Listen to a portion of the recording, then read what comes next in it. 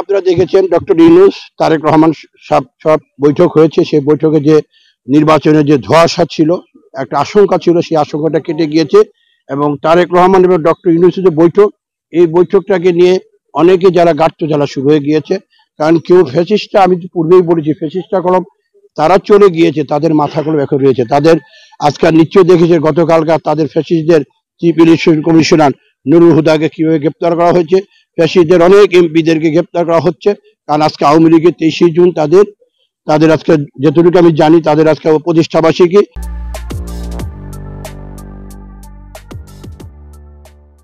এবং আওয়ামী লীগরে বর্তমান সরকার তাদের কর্মকাণ্ড নিষিদ্ধ করেছে।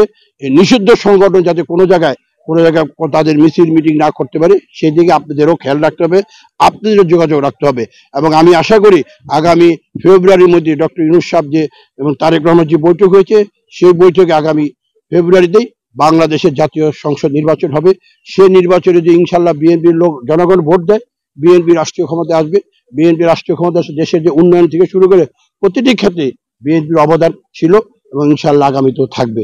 আপনাদের সার্বিক সহযোগিতা আমাদের একান্ত কাম্য। ধন্যবাদ।